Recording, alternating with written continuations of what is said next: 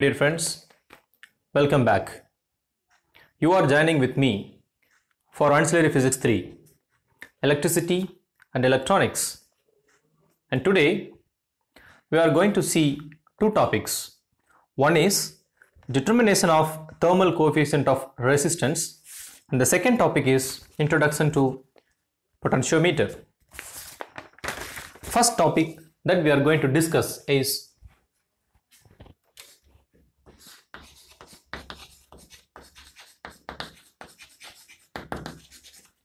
determination of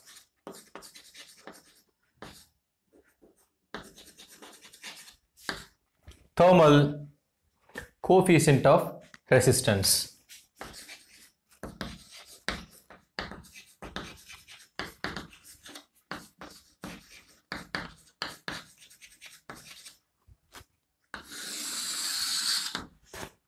Right? Determination of thermal coefficient of resistance. This is the first topic that we are going to discuss in this lecture. Well, what does it mean? Thermal coefficient of a resistance.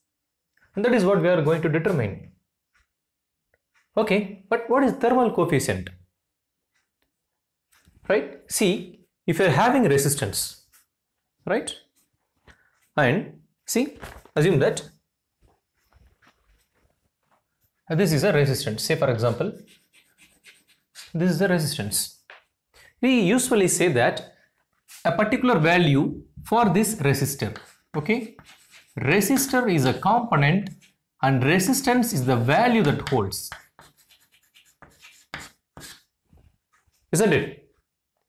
For this particular resistor, we used to say it has the value R, that is the resistance value, numerical value of this resistor. Okay, usually we used to say this as a constant, but indeed it is not a constant.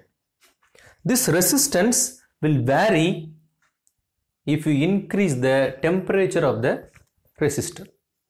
If the temperature is high, then if you change the temperature, then the value of the resistor will also be changed. Right? How this change will take place?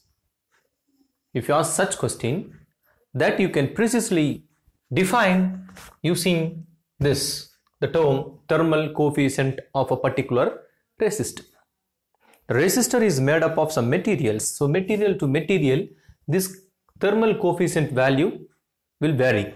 For a particular composition of resistors, if you increase the temperature, then the resistance value increase to certain point. In the other case, for another composition of the resistors, if you increase the temperature, it may not have the equal proportion to the one that we have determined earlier. It may have different type of increase in the resistance or decrease in the resistance when you increase the temperature or decrease the temperature.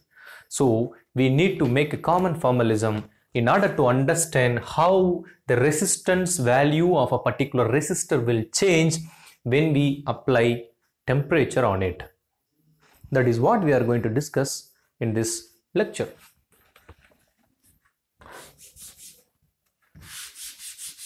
Well, let us consider R0 is the temperature, R0 is the resistance of a particular resistor at 0 degrees Celsius. At the same time, let us define RT is the resistance of a resistor at T degrees Celsius. For a particular material, for a same material, this is for a same material, same resistor.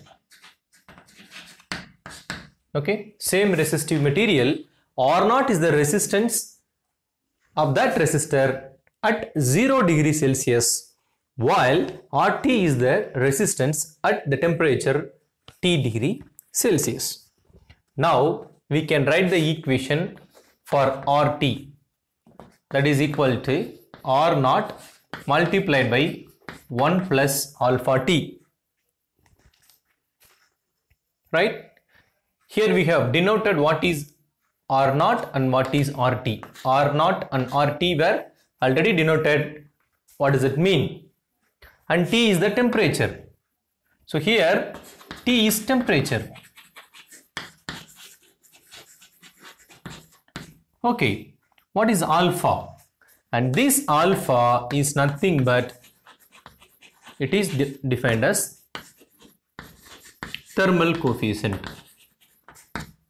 Okay, it is defined as thermal coefficient. And this is what we need to calculate. So that we have to rewrite this equation in terms of alpha. How to do that? Let's take this equation RT, which is equal to R naught 1 plus alpha t. Now bring R naught into this bracket. So it becomes R naught multiplied by 1, which is equal to R naught plus R naught alpha t. And we can bring this to left so that we can write RT minus R naught, which is equal to R naught alpha t. Now we want the expression for alpha, which is equal to RT minus R naught divided by R naught t. Right? Now we have obtained the equation for alpha. Right? We can make it in an elegant way. What is that? This is the difference between the temperature, the resistance at 0 degree Celsius and the resistance at T degree Celsius, which means it represents a difference, right? So this you can write a difference, that is dr, change in resistance when you change the temperature, dr, divided by, right? You can put 1 by R separately, R naught. R naught is the resistance at 0 degree Celsius. See, initially this temperature will be 0 and finally it becomes T. So that here you can write this temperature T minus 0. If you assume that it is T minus 0, no, T minus 0, it doesn't make any sense. You can simply write T, so that it is the difference of temperature from 0 to T, so that you can write it is dt.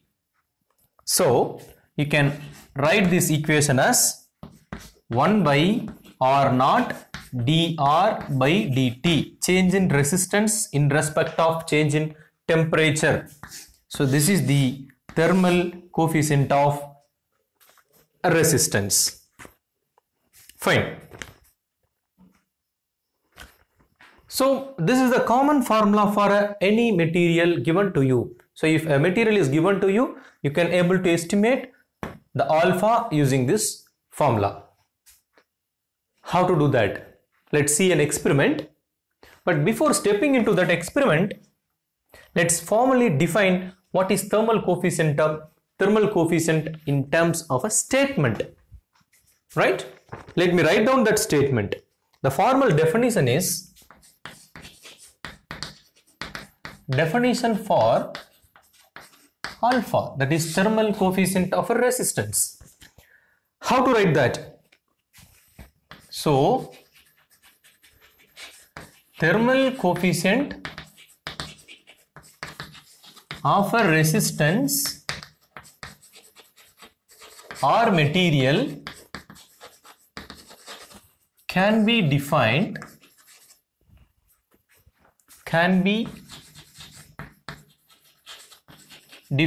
as the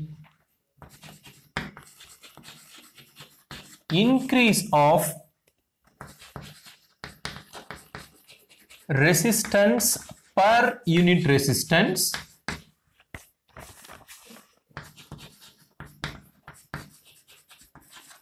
per unit temperature per the rise of,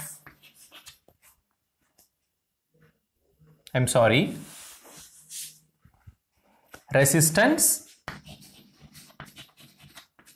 per degree rise of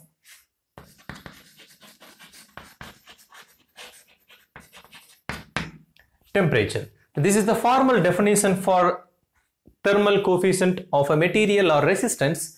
It is defined as the increase of resistance per unit resistance per degree rise of temperature. What does it mean? How do I have to understand that? Let us see with an example. Okay, shall we see with an example? Assume that initially the resistance of a material, you can say initially it will be, say for example at 0 degree Celsius, for example, it will be 10 ohms. Okay, or you can say at 0 degree or 10 degree, whatever. Let's take this as at 10 degree Celsius, for example, you can say at 10 degree Celsius the resistance of a given material is 10 ohms. Now we are increasing a degree rise of temperature, which means it is raised to 11 degree Celsius from 10 to 11.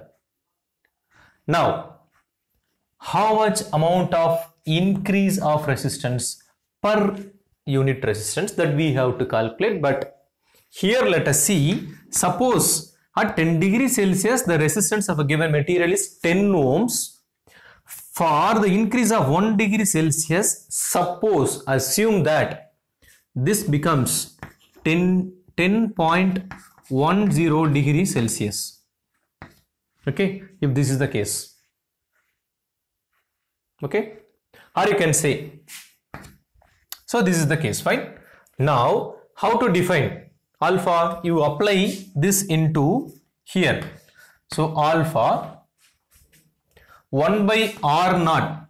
R naught is the resistance at 0 degree, but in our case assume that R naught is the initial resistance. So that is 10 degree, 10 ohms, not degree, sorry, 10 ohms. Don't get confused, okay? So 10 ohms. And you can see formula is dR by dt, that is change in resistance per change in temperature. Okay. If you want to calculate the change in resistance, how to calculate? What is the change in resistance? 10.10 ohms minus 10 ohms is the change in resistance, divided by what is change in temperature? 11 degree Celsius minus 10 degree Celsius. Okay, so that this becomes 1 by 10 multiplied by 0.10 divided by, okay, the change in resistance 0.10 divided by 1. So that what it will be? 0.10 divided by 10, it becomes 0.01. 0.01 is the thermal coefficient of a material.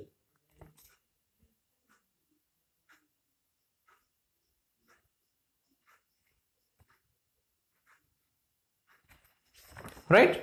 In that way you can understand what is thermal coefficient of a material. Isn't it? Good. Now let's move for an example. Now we shall discuss an experiment using Wheatstone bridge, which is formed in the form of Carré-Foster bridge, to calculate the thermal coefficient of a material. Come on. So it is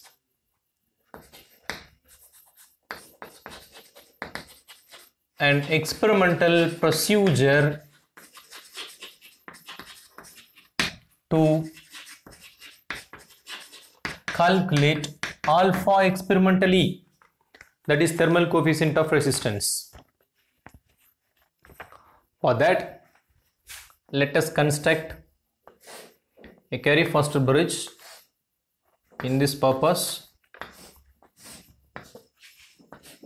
Hope you remember how to construct carry fastest bridge that we have discussed in the previous lecture. If you have any doubt on it, you may prefer to refer that. Denoted by AB, and this length of the wire is 1 meter. There are connecting points like this.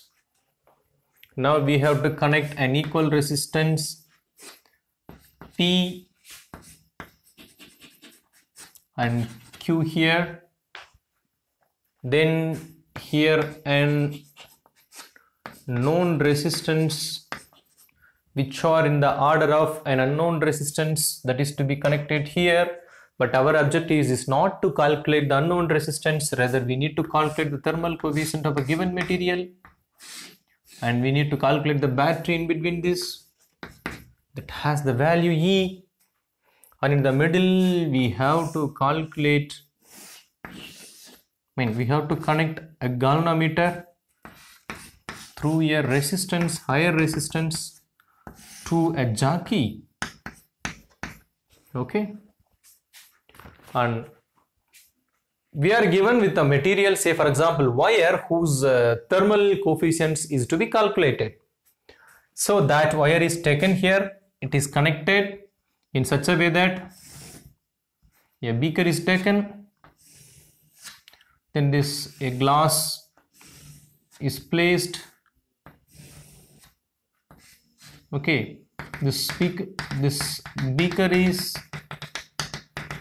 filled with water. Inside it has ice cubes, and the given material is wired, spiral wired like this, and it is put into the glass tube. Glass tube is immersed within the water duct beaker, and a thermometer is inserted into it, and it is filled with ice. So this is ice, this is water, this is thermometer.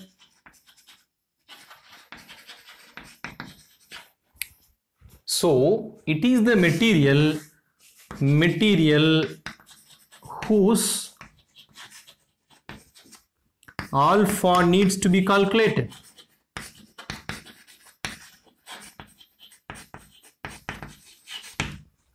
Okay, fine. So this is the experimental setup. Essentially it is the carry fastest bridge. Fine. Now this is non-inductive. The assumption is it is non-inductive. That is, making spiral will not create any inductive effect in this wire, assuming in that way. Now what we are going to do? We are going to calculate by switching on this key. At 0 degree temperature there will be a resistance in this wire, and you can calculate the balancing length, right?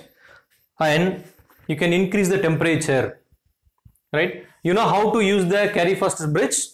If you are increasing the temperature, this resistance will also be changed, so that you can do the procedure to calculate the experiment for unknown resistance, and using the method that we have discussed in the previous lecture. If you have doubts, you can refer that. So starting from 0 degree Celsius, we need to calculate what is the value of this wire that holds. So at 0 degree resistance will be R1, at 10 degree resistance will be R2, at 20 degree resistance will be R3, and so on. Here also and so on up to 100 degrees Celsius. We have to calculate what is R. Okay. Then using this table, so this is the tabular column. We have temperature and we have resistance, and we can take the temperature on x-axis, resistance on y-axis, and we can able to draw a graph. by keeping the temperature on x-axis, resistance on y-axis. For 0, for 10, 20, 30, 40 and so on, this is nothing but the temperature. For every value, there may be one resistance value. Okay. Now, if we connecting this, it will meet at a point in y. This point is nothing but R0. So here R will increase in y-axis. The unit for y-axis is ohm. The unit for x-axis is degree Celsius. Whenever you are writing a graph, you are drawing a graph, you need to mention what is the scale in x-axis, what is the unit in x-axis, and what is the label, that is the parameter that is drawn in the graph in x and y-axis, and etc. etc. Okay. Now if you want to calculate the slope, you can calculate slope like this. So here the temperature is changing. So this is T1, T2, and the difference is dt. And here this is R1, this point, you can connect over here. This is R1, you can connect over here. So this is R2, this is R1. So R1 and R2, this difference is nothing but dr. Okay. So now we got what is dr, what is dt, what is R0. Now we can apply it into this equation for thermal coefficient of a given material that we have obtained as alpha, which is equal to 1 by R0 dr by dt. Here this we can obtain from slope, this we can obtain from y-intercept. This we can obtain from y-intercept of the graph. So this is R0 and this slope. How to calculate the slope? Equation for slope is equal to tan theta, that is nothing but y by x dr by dt, right? This is y component, this is x component, so dr by dt. In that way you can calculate it. So applying this in the equation, you will be able to get what is the thermal conductivity of the material using this Carry-Foster's bridge experiment. Well, suppose if I am given with a parameter, right? For example, I have given with two parameters alone, like this. For example, at 10 degrees Celsius I have the resistance R2, at 20 degrees Celsius I have the resistance R3. That is, for a given temperature T1 the resistance is R1, for the given temperature T2 the resistance is R2. If it is given, then how do I calculate the thermal coefficient of a given material? For this we can write that equation. What is equation? The equation, you can write R1, equation for R1, which is nothing but R0, it is the resistance at 0 degree temperature, 1 plus alpha T1. Similarly, you can write R2, R0, 1 plus alpha T2. What is given? R1, R2 is given, T1, T2 is given, but R0 is not given. Don't bother about that. Now, how do we obtain an expression to calculate the alpha if you are given with these four terms? For this, let us rewrite this equation in terms of R0, so that R0 becomes, from the first equation, R1 by 1 plus alpha T1, from the second equation R2 by 1 plus alpha T2. Left hand sides are equal, so that right hand side must also be equal, so that it becomes R1 by 1 plus alpha 1 of T, which is equal to R2 by 1 plus alpha T1 and alpha T2. Okay, now bring this equation to here, this equation to here, so that R1 plus R1 alpha T2, which is equal to R2 plus R2 alpha T1. What is the idea? We need to rewrite this equation in terms of alpha in order to get thermal coefficient of a given material. So this is alpha is here, there is an alpha is here, so we can write R1 alpha T2 minus R2 alpha T1. You bring this term to the left hand side. Then R2, you bring this term to the right hand side, minus R1. Now take out the alpha common. What is remaining? R1 T2 minus R2 T1, which is equal to R2 minus R1. So that alpha becomes R2 minus R1 by R1 T2 minus R2 T1. So in this way you can able to obtain an expression for thermal coefficient of a material if only two parameters, that is the resistance at two different temperatures, are given. Then using this formula you can able to calculate. So this is all about how to determine the thermal coefficient of a resistance. Okay, fine. So with this, let me close this session and we will resume back in the next video.